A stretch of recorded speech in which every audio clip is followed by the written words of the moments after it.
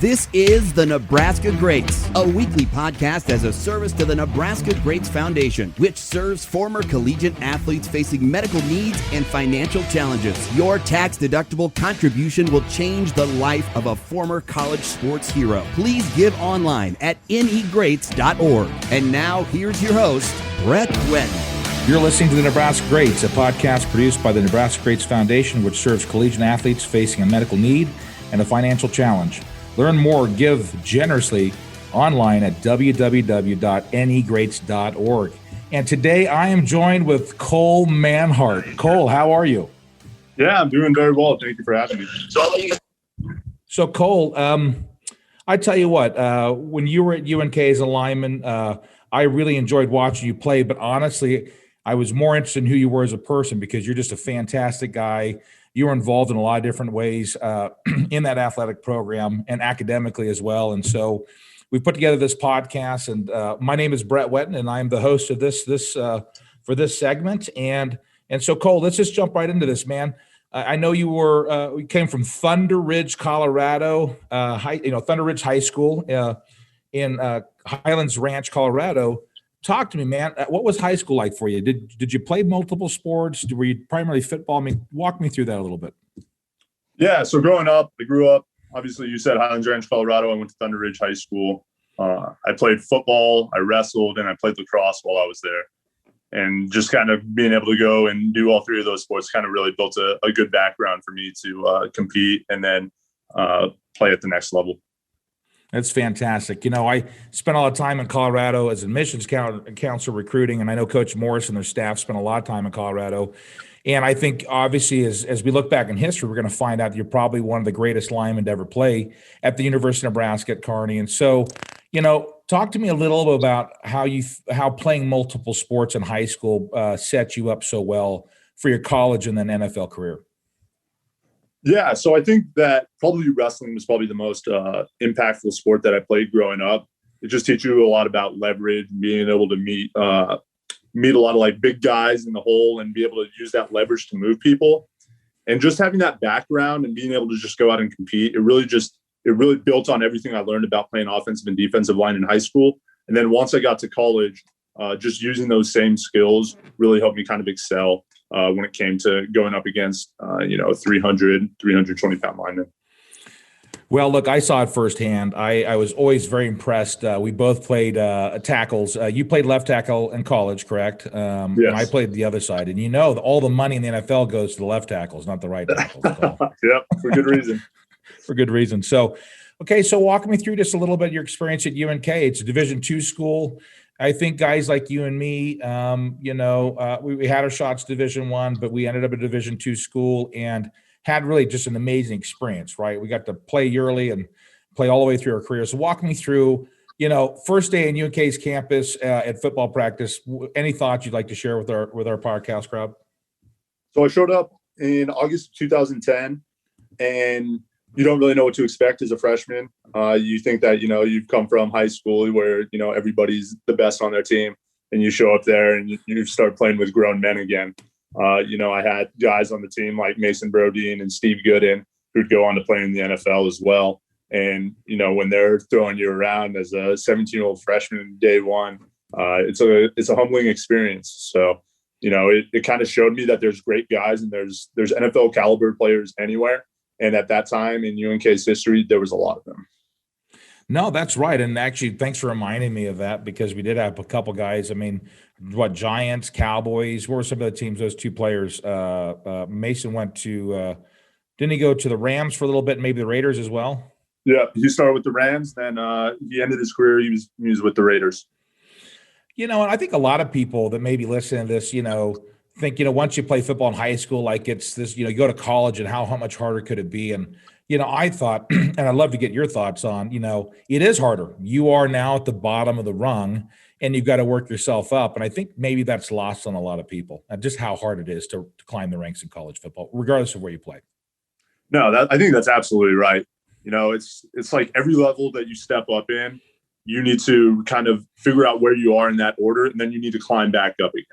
And I think that's lost on a lot of people. You look at any recruiting class and it starts off with 50 guys. And there's a reason that, maybe if you have a quarter of those guys make it to their senior season, that's a successful class, because it's not an easy thing to do, to stick with a program for 5 years and climb your way back up there and then just be, a competitive football player. So to anyone who's listening, I would just say, yeah, it's not an easy thing to do. It isn't. And, the other parts of it that kind of I look back and reflect on was, we ran the no huddle offense. And I can't remember, did you guys run the no huddle offense at UNK under Morris? Yes, we did. Yeah. So you're learning a foreign language, right, for the first time, and that takes some time. And then, but I will tell you that I look at my life now and I realize, and I'm going to ask you this question directly, is that ability to adapt, the ability to have that grit to just grind through it, the ability to learn very quickly. I mean, there's no doubt that you benefited from that, from your college experience, and that led on to the NFL, then what you're doing now, which we'll get to in here in a little bit. Yeah, I think that being able to, it's how quick can you analyze information? That's kind of what the no huddle is all about. How quick can you get up to the line, understand what type of defense that you're playing? Are you playing a 3 down or 4 down front? Where's the Mike linebacker? And then being able to adjust from there. And a lot of that goes into how quickly can I figure out what I need to do here? And then what is it exactly that the coach is calling in, and how can we, audible out of this and do a play that's going to be successful? And I think that really did help me. In my couple of years in the NFL, I was able to adjust to that a little bit. No, that you're talking about the fundamentals, finding the Mike linebacker, adjusting the play. A lot of defenses stem when you get up there. They're trying to confuse a little bit, hide their blitzes. And I didn't have quite the NFL career you did, but as you go into the NFL side of it, which we'll get to in a moment, they're calling several plays at one time. And then when you get up to the line of scrimmage, the center's kind of calling the coverage, and then the quarterback's picking one of those 3 plays, right? And then you're going to go after it. And so going back to college, so I was really taken back by that foreign language we had to learn in the no huddle.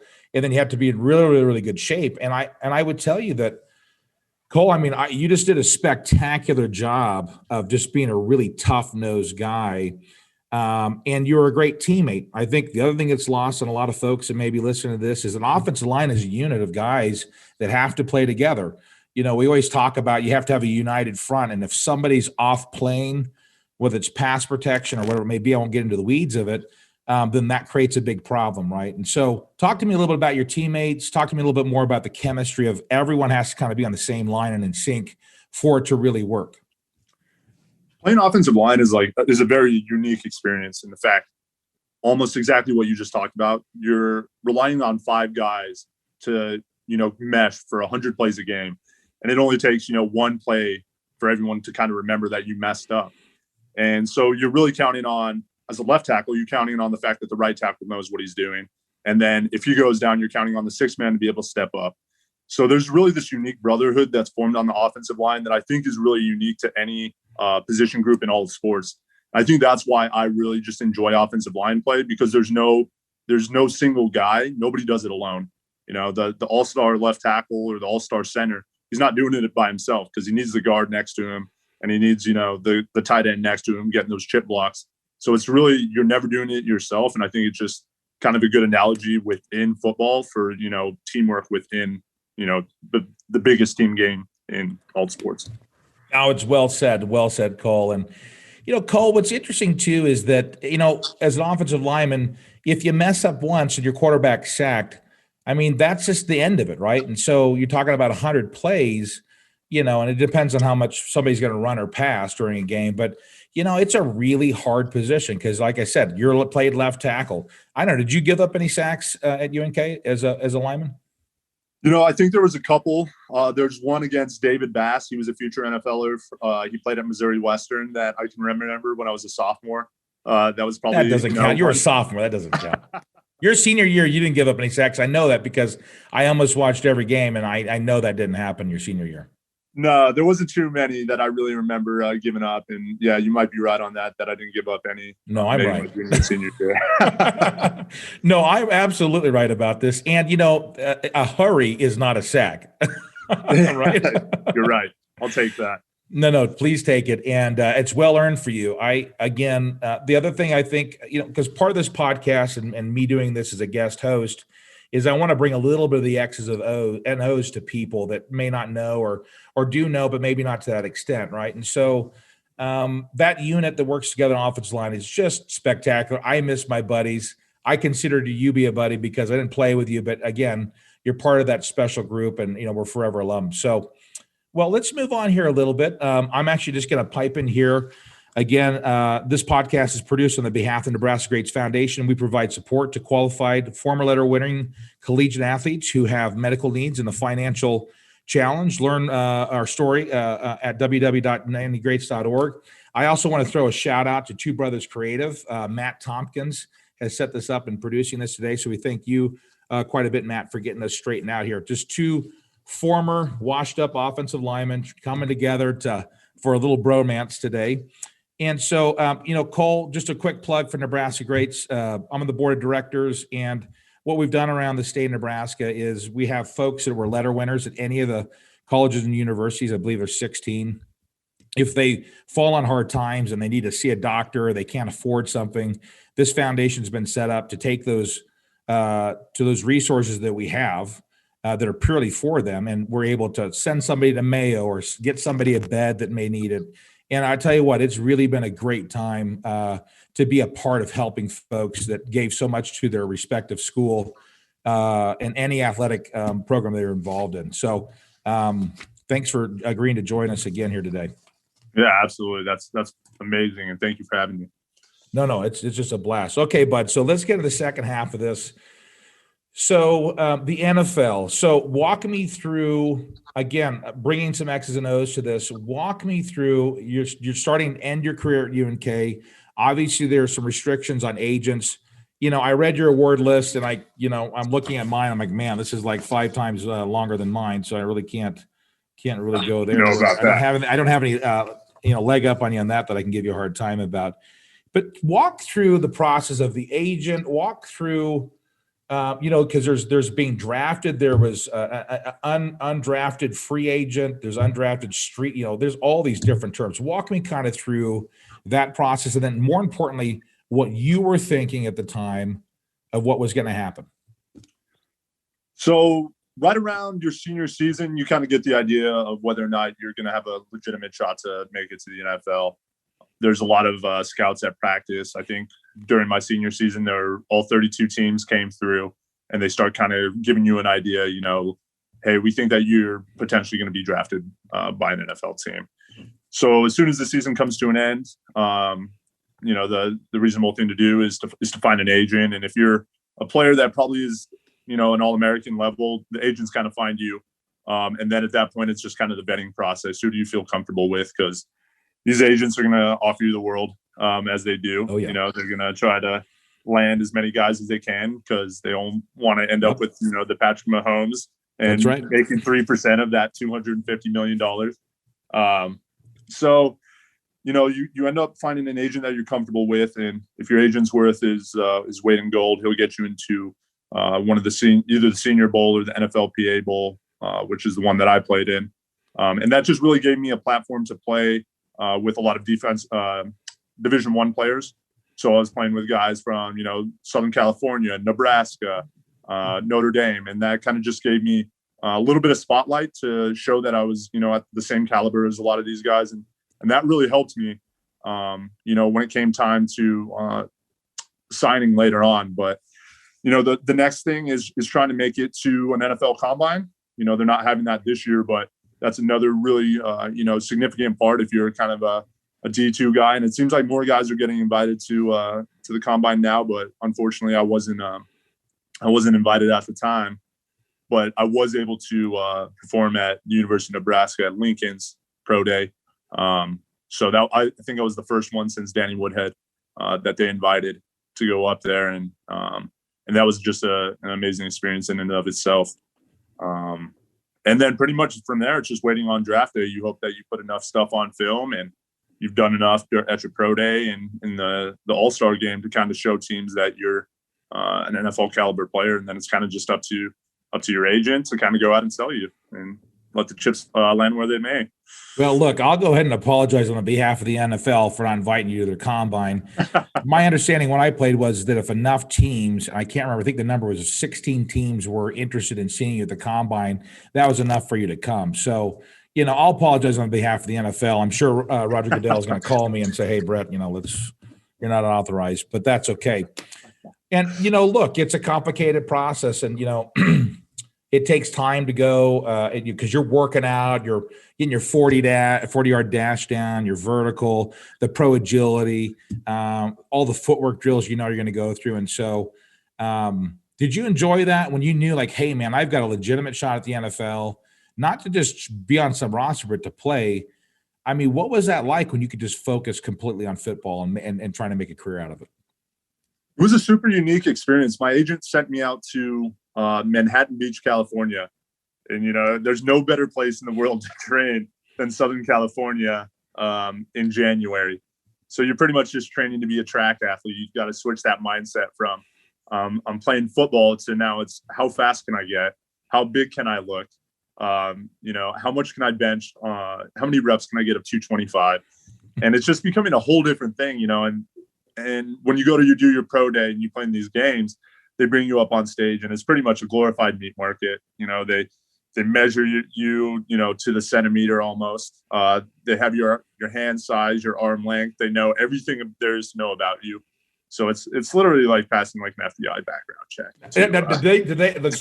So for me, they shoved my feet up against the wall, then they pressed my shoulders against the wall, and then they pressed down on my head up against the wall, right, for the height. I was like, easy, fellas. Like, my goodness, we need to sign a consent here or something. What's going on? Yep.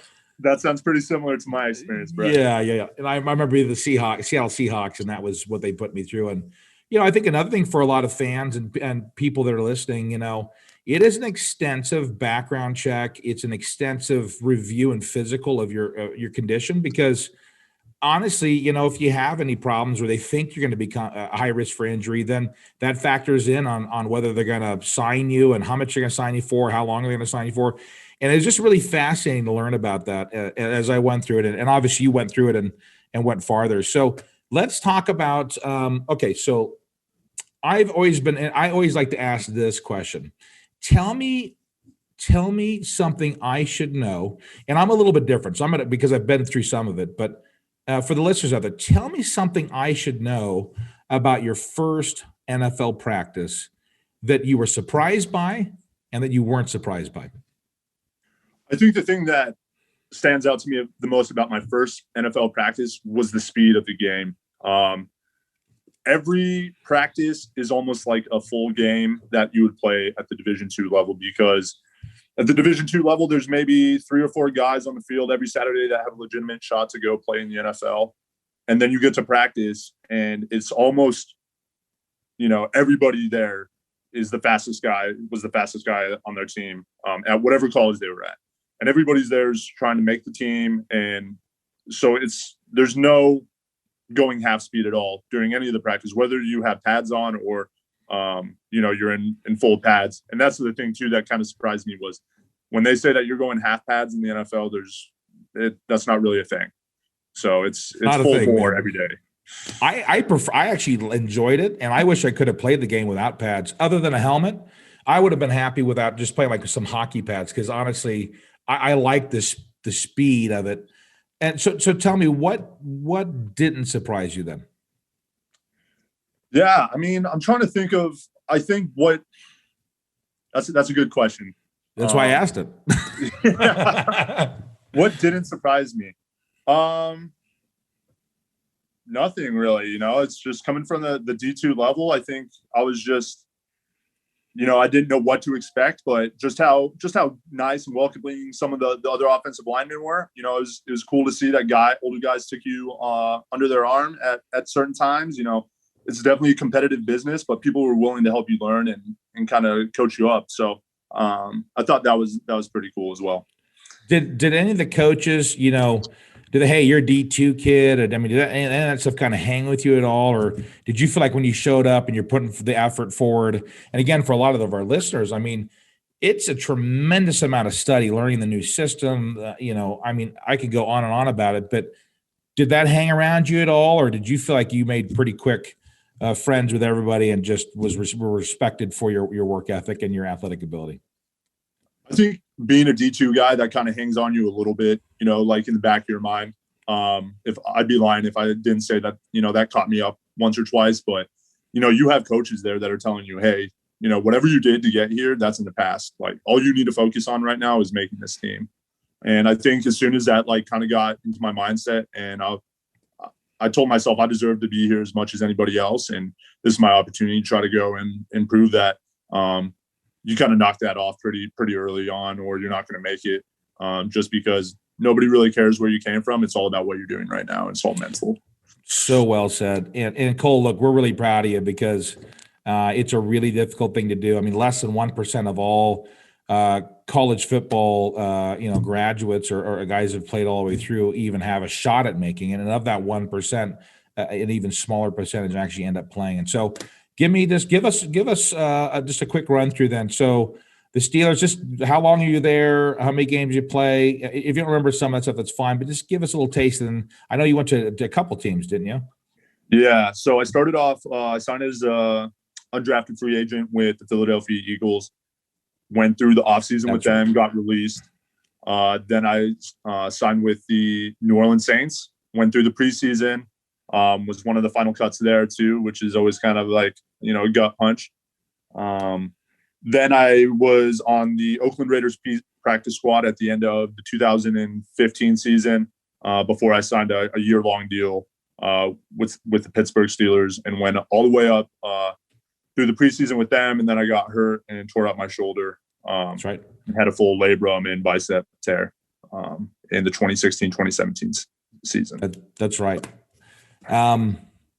I look, Eric Crouch and I were talking here some time ago, and he kind of made the thing to me. He said, Brett, he goes, everyone in the NFL plays hurt. And there's any guy out there has something that's ailing them. And so, I don't want to focus on the injury because, everything's past everything, but give us a taste of maybe a couple of the best players you've ever seen, whether playing against them or on your team.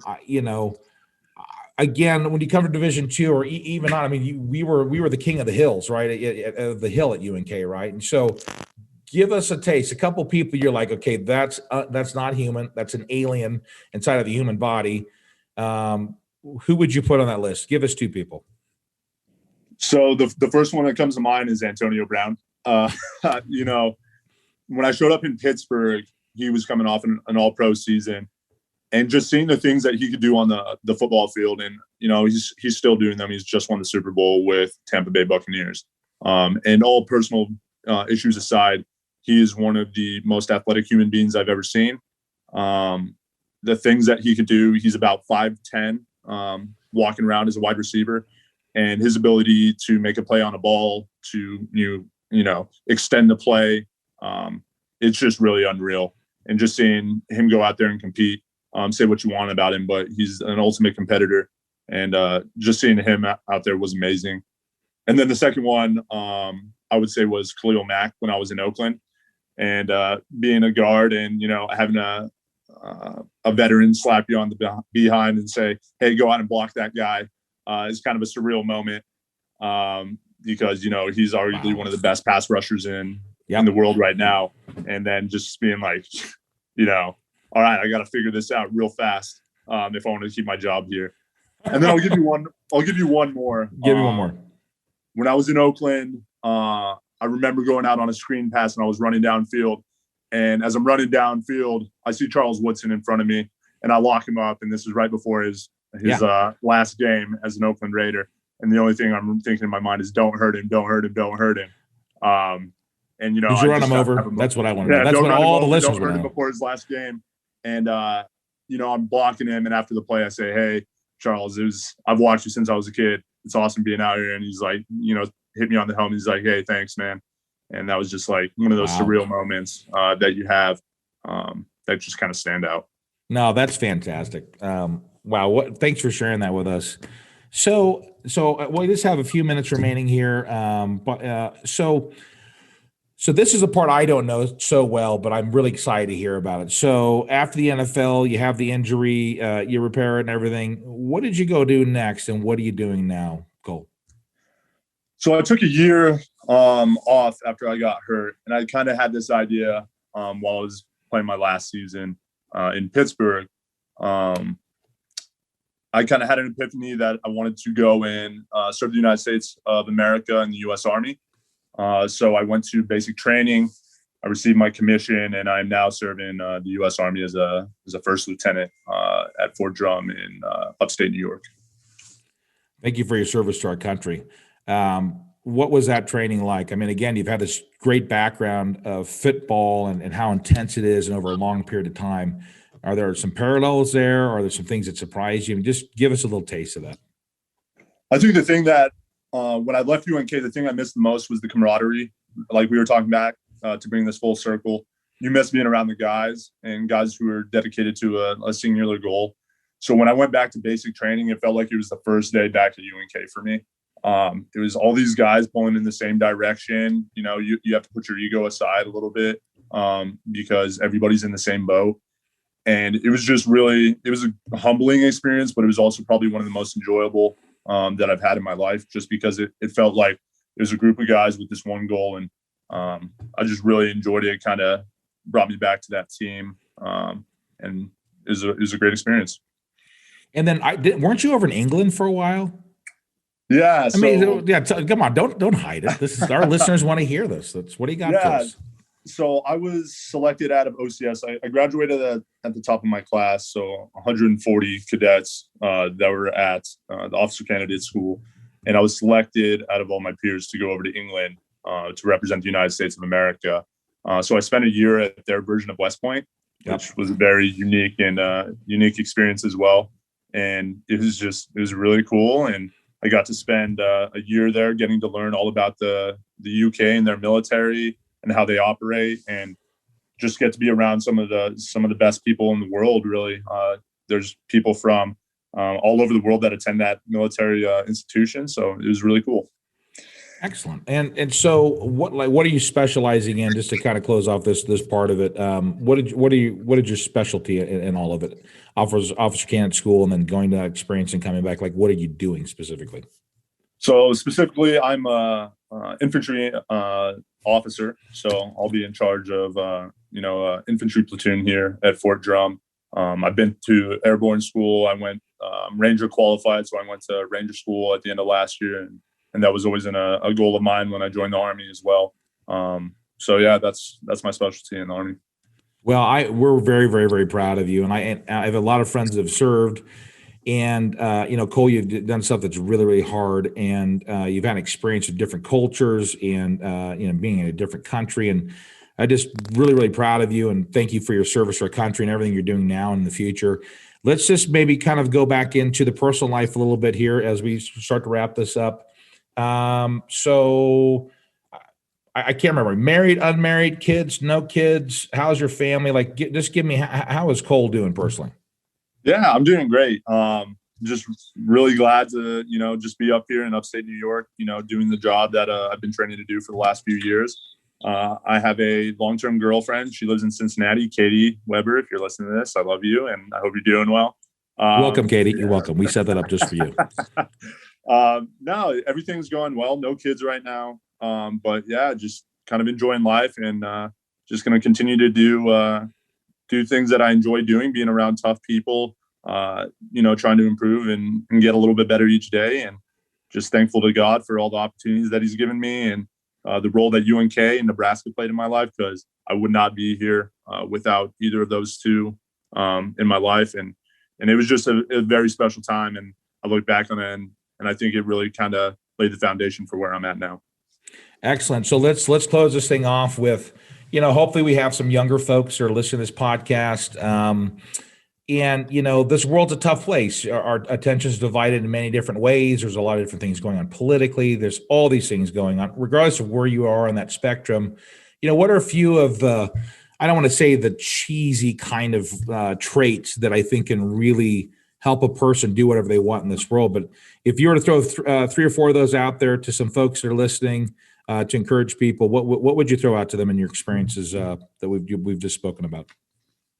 Yeah, I think one of the big things is people always say, like, oh, you must have been the biggest guy in high school, or, you must have been like so athletic. And I really didn't take off until I got to college. And that I wouldn't say that I was more athletic than a lot of the teammates or guys that I played with at UNK. But one thing I will say is, like, I outworked. almost all of them. Like, I loved my teammates, but I was in the weight room every single morning. I went to class every single day. I think I can count on one. I missed one practice out of all 5 years that I was at UNK. I missed 5 classes. And that stuff might seem cheesy, but it's the little things you do every day are the things that really kind of define who you are. And if people could count on me, my teammates could count on me, my coaches could count on me, I could look myself in the mirror every day and say, like, I did my best. And I think it was just having like a blue collar mindset, coming from like a blue collar household and just showing up to work every single day and working hard. And I think that's lost on a lot of people now. But if I could just talk to anyone now, I would just say, just show up and outwork everyone. And it sounds cliche, but it worked for me. Not a cliche. You and I need to get together and write a book about this, and I'm sure millions of people would buy it. Well, here, Cole Manhart, you're an All-American in every way. You were an All-American on the field. You're an All-American in the classroom, and I will sleep really well tonight knowing that you're on the front lines, leading an infantry into some future conflict. And I'm just really proud of you. And I just thank you for your time. My name is Brett Wetton, and this is the NGF podcast. It's been produced by the Nebraska Greats Foundation. If you or you know of a former collegiate athlete that needs help from any of the 16 four-year colleges or universities in Nebraska, and they have a medical need, or they like, I need help, I don't know what to do, or whatever it may be, we are here to help them. Please contact us at www.anygreats.org. I need to get that figured out. Cole, we wish you the best. Thank you so much, and have a fantastic day to our podcast station. Thank you very much, and have a great day. Yeah, thank you, Brad. Thank you for having me. This has been Nebraska Greats, a weekly podcast serving the Nebraska Greats Foundation. You can find each episode on Apple, Spotify, Amazon Music, Google Play, and anywhere you get your podcasts. Please give generously to serve Nebraska's former sports heroes in need at anygreats.org. And be sure to follow the Any Greats on Facebook and Twitter.